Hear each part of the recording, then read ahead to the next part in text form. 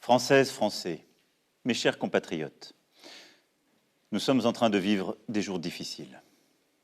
Nous ressentons tous en ce moment la peur, l'angoisse pour nos parents, pour nous-mêmes, face à ce virus redoutable, invisible, imprévisible. La fatigue et la lassitude pour certains, le deuil et le chagrin pour d'autres. Cette période est encore plus difficile à vivre lorsqu'on habite à plusieurs dans un appartement exigu, lorsqu'on ne dispose pas chez soi des moyens de communication nécessaires pour apprendre, se distraire, échanger. Encore plus difficile à vivre lorsque les tensions sont là, que les risques de violence dans la famille scandent le quotidien. Et nous mesurons tous, dans cette période, la solitude et la tristesse de nos aînés. Et pourtant, grâce à nos efforts, chaque jour nous avons progressé. Nos fonctionnaires et personnels de santé, médecins, infirmiers, aides-soignants, ambulanciers, secouristes, nos militaires, nos pompiers, nos pharmaciens ont donné dans cette première ligne toute leur énergie pour sauver des vies et soigner. Ils ont tenu. Les hôpitaux français ont réussi à soigner tous ceux qui s'y présentaient.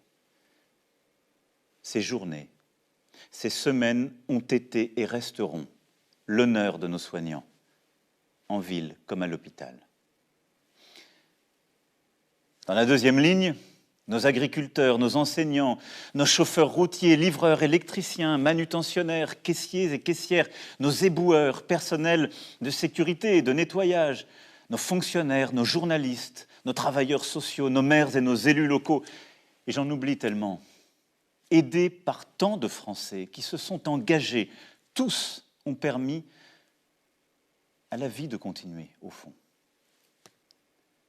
Et chacun d'entre vous, dans ce que j'ai appelé cette troisième ligne, chacun d'entre vous, par votre civisme, en respectant les règles de confinement, grâce aussi à la vigilance de nos policiers et de nos gendarmes, vous avez fait que l'épidémie commence à marquer le pas.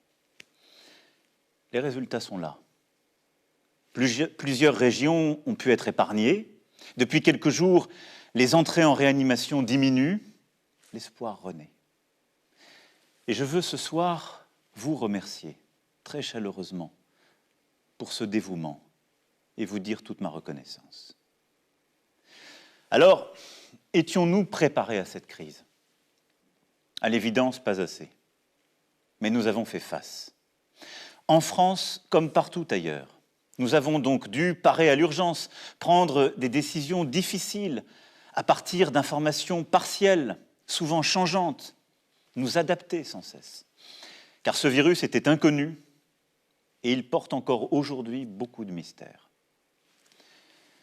Le moment, soyons honnêtes, a révélé des failles, des insuffisances. Comme tous les pays du monde, nous avons manqué de blouses, de gants, de gel hydroalcoolique. Nous n'avons pas pu distribuer autant de masques que nous l'aurions voulu pour nos soignants, pour les personnels s'occupant de nos aînés, pour les infirmières, les aides à domicile. Dès l'instant où ces problèmes ont été identifiés, nous nous sommes mobilisés. Gouvernement, collectivités locales, industriels, associations, pour produire et pour acquérir le matériel nécessaire. Mais je mesure pleinement que lorsque l'on est au front, il est difficile d'entendre qu'une pénurie mondiale empêche les livraisons. Les commandes sont désormais passées. Surtout, nos entreprises françaises et nos travailleurs ont répondu présents et une production comme en temps de guerre s'est mise en place. Nous avons réouvert des lignes pour produire, nous avons réquisitionné.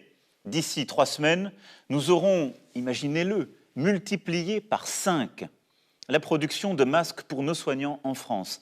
Et nous aurons produit 10 000 respirateurs supplémentaires de plus sur notre sol. Ces respirateurs si précieux en réanimation. Grâce à ces efforts, nous saurons faire face. Et nous allons continuer à distribuer davantage d'équipements.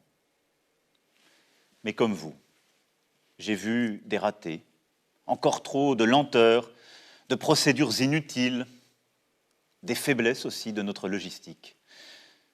Nous en tirerons toutes les conséquences, en temps voulu, quand il s'agira de nous réorganiser. Ces dernières semaines, soyons aussi justes avec notre pays, ont été marquées par de vraies réussites.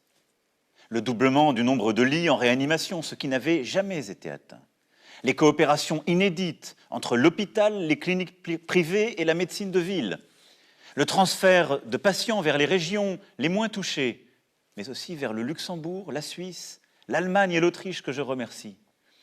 La mise en place de l'enseignement à distance, l'organisation de chaînes de solidarité dans nos communes, la réussite de tous ceux qui nous ont nourris durant ces semaines, sans rupture, avec engagement.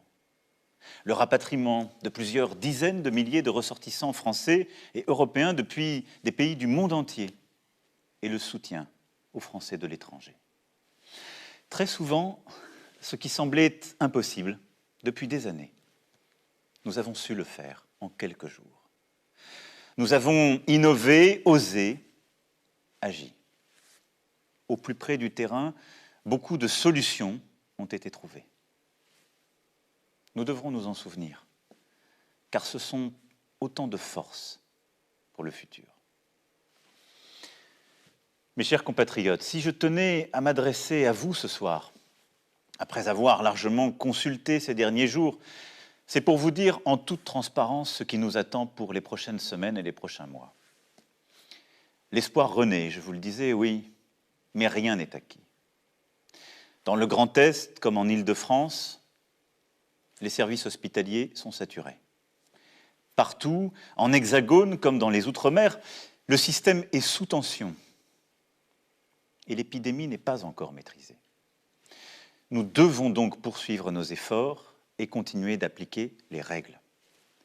Plus elles seront respectées, plus nous sauverons de vies. C'est pour cela que le confinement le plus strict doit encore se poursuivre jusqu'au lundi 11 mai.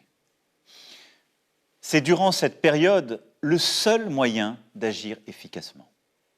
C'est la condition pour ralentir encore davantage la propagation du virus, réussir à retrouver des places disponibles en réanimation et permettre à nos soignants de reconstituer leurs forces.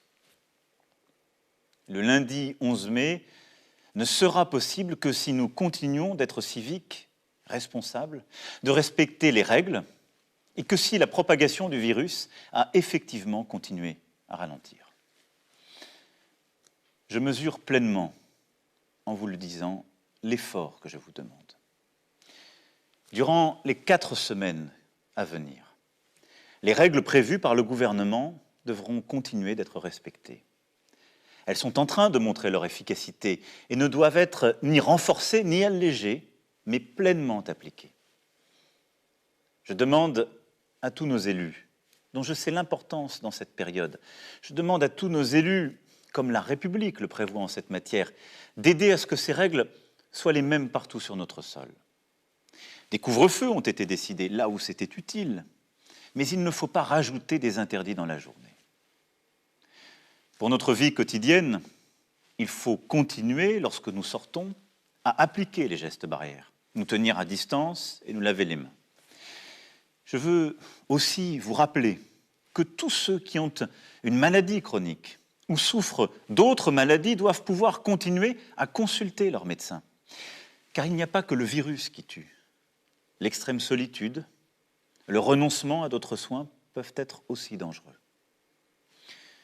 Je souhaite aussi que les hôpitaux et les maisons de retraite puissent permettre d'organiser pour les plus proches, avec les bonnes protections, la visite aux malades en fin de vie, afin de pouvoir leur dire adieu. Durant cette phase de confinement, le pays continue à vivre, et heureusement. Certaines activités sont interdites car incompatibles avec les règles sanitaires. Pour tous les autres secteurs économiques, quand la sécurité des travailleurs et des entrepreneurs est bien garantie, ils doivent pouvoir produire, et ils l'ont largement fait depuis maintenant un mois. Pour tous ceux qui doivent être aidés durant cette période, Les mesures de chômage partiel pour les salariés et de financement pour les entreprises seront prolongées et renforcées. Elles sont inédites et protègent d'ores et déjà plus de 8 millions de nos salariés et nombre de nos entreprises. Pour les artisans, les commerçants, les professions libérales et les entrepreneurs, le Fonds de solidarité apporte une première réponse. Mais je sais votre angoisse. Je l'ai entendu, je l'ai lu.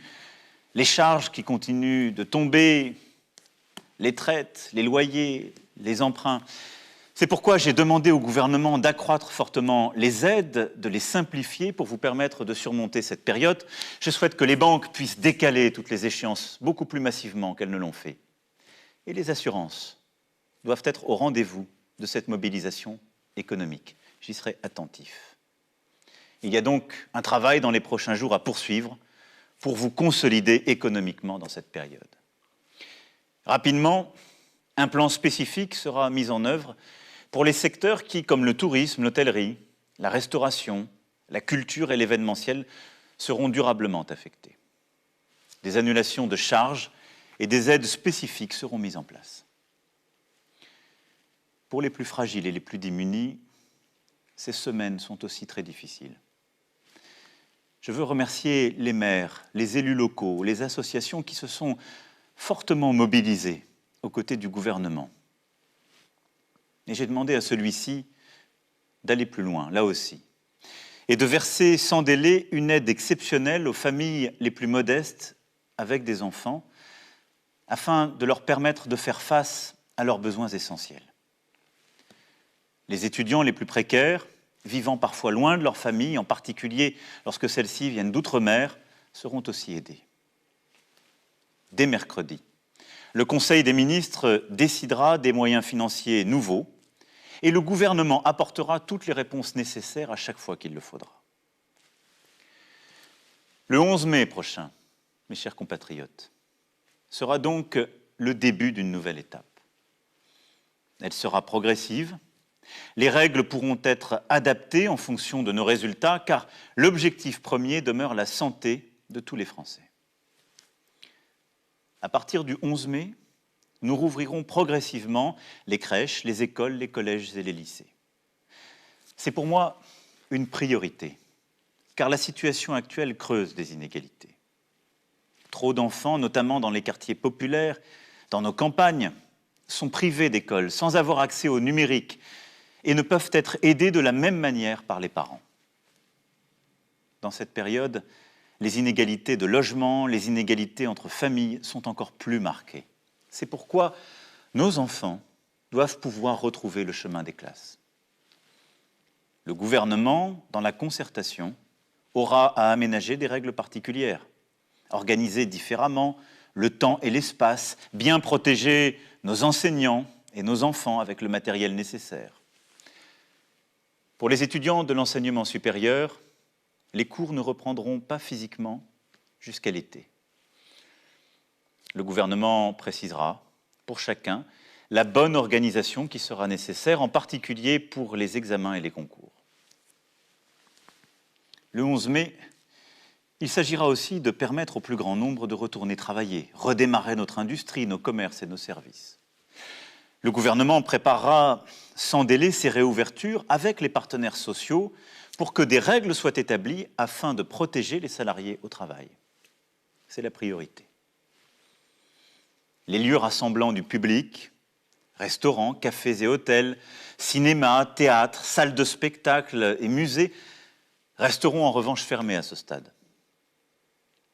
Les grands festivals et événements avec un public nombreux ne pourront se tenir au moins jusqu'à mi-juillet prochain.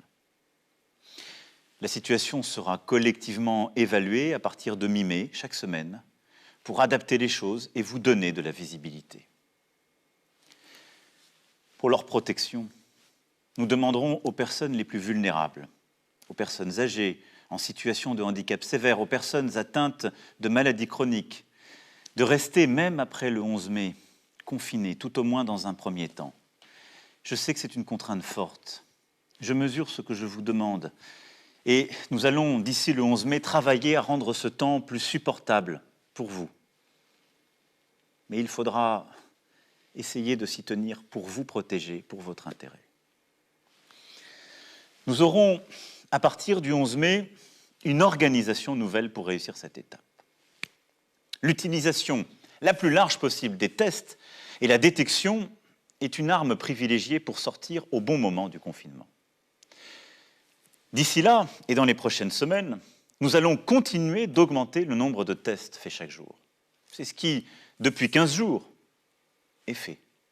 Durant les semaines à venir, j'ai demandé que ces tests soient d'abord pratiqués sur nos aînés, nos soignants et les plus fragiles.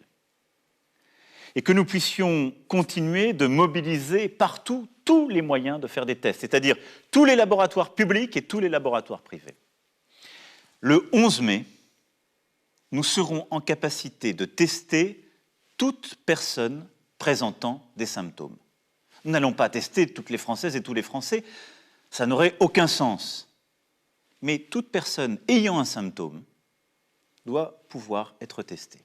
Les personnes ayant le virus pourront ainsi être mises en quarantaine, prises en charge et suivies par un médecin. Pour accompagner cette phase, plusieurs innovations font l'objet de travaux avec certains de nos partenaires européens, comme une application numérique dédiée qui, sur la base du volontariat et de l'anonymat, permettra de savoir si oui ou non l'on s'est trouvé en contact avec une personne contaminée. Vous en avez sûrement entendu parler. Le gouvernement aura à y travailler, il ne faut négliger aucune piste, aucune innovation. Mais je souhaite qu'avant le 11 mai, nos assemblées puissent en débattre et que les autorités compétentes puissent nous éclairer. Car cette épidémie ne saurait affaiblir notre démocratie ni mordre sur quelques libertés. Jusqu'à nouvel ordre, nos frontières avec les pays non européens resteront fermées. Nous déploierons ensuite tous les moyens nécessaires à la protection de la population. En complément des gestes barrières que vous connaissez bien et qu'il vous faudra continuer à appliquer, l'État, à partir du 11 mai, en lien avec les maires, devra permettre à chaque Français de se procurer un masque grand public. Pour les professions les plus exposées et pour certaines situations comme dans les transports en commun, son usage pourra devenir systématique. Ce sera possible grâce à nos importations et grâce à la formidable mobilisation d'entrepreneurs et de salariés partout sur le territoire pour produire massivement ce type de masque. Le gouvernement présentera d'ici 15 jours, sur la base de ces principes, le plan de l'après-11 mai et les détails d'organisation de notre vie quotidienne. Des points de rendez-vous réguliers se tiendront pour que nous puissions adapter les mesures prises et ensemble décider de manière régulière d'ajuster les choses. Alors, à quelle échéance dès lors peut-on espérer entrevoir la fin définitive de cette épreuve? Quand pourrons-nous renouer avec la vie d'avant? Je sais vos questionnements, je les partage. Ils sont légitimes. J'aimerais tellement pouvoir tout vous dire et vous répondre sur chacune de ces questions, mais en toute franchise, en toute humilité, nous n'avons pas de réponse définitive à cela. Aujourd'hui, d'après les premières données qui seront prochainement affinées par ce qu'on appelle les tests sérologiques, une très faible minorité de Français ont contracté le Covid-19. Ce qui veut dire que nous sommes loin de ce que les spécialistes appellent l'immunité collective, c'est-à-dire ce moment où le virus arrête de lui-même sa circulation parce que suffisamment d'entre nous l'avons eu. C'est pourquoi la première voie pour sortir de l'épidémie est celle des vaccins. Tout ce que le monde compte de talents, de chercheurs, y travaille. La France est reconnue en la matière et a d'excellentes ressources. Parce que c'est sans doute la solution la plus sûre, même s'il faudra plusieurs mois au moins pour la mettre en œuvre. Notre pays investira encore plus massivement dans la recherche. Et je porterai dans les prochains jours une initiative avec nombre de nos partenaires en votre nom pour accélérer les travaux en cours. La seconde voie, ce sont les traitements. Nous y travaillons depuis le premier jour. Il y a eu, je le sais, beaucoup de débats dans le pays. Toutes les options sont explorées. Et notre pays est celui qui a engagé le plus d'essais cliniques en Europe. J'ai tenu moi-même à comprendre chacune des options possibles, à m'assurer que tout était essayé dans les meilleurs délais et avec rigueur. Il ne s'agit pas de donner un traitement si on n'est pas sûr, mais de procéder à tous les essais cliniques pour que toutes les pistes soient poursuivies. Et croyez-le, nos médecins, nos chercheurs travaillent d'arrache-pied. Aucune piste n'est négligée, aucune piste ne sera négligée, je m'y engage. Voilà, ce soir, je partage avec vous ce que nous savons et ce que nous ne savons pas. Nous finirons par l'emporter, mais nous aurons plusieurs mois à vivre avec le virus.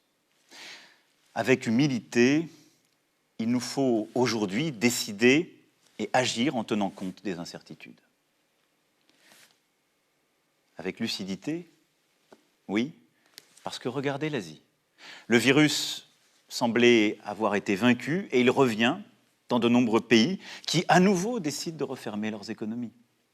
Il nous faut donc procéder avec calme et courage.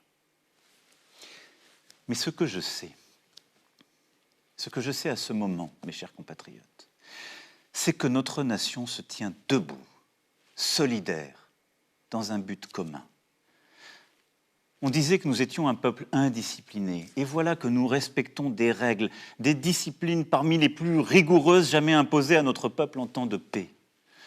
On disait que nous étions un peuple épuisé, routinier, bien loin de l'élan des fondations. Et voilà que tant d'entre vous rivalisent de dévouement, d'engagement face à l'inattendu de cette menace. Nous voilà tous solidaires, fraternels, unis. Concitoyens d'un pays qui fait face, concitoyens d'un pays qui débat, qui discute, qui continue de vivre sa vie démocratique, mais qui reste unis.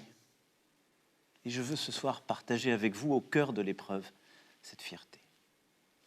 Cette certaine idée qui a fait la France est bien là, vivante et créatrice. Et cela doit nous remplir d'espoir.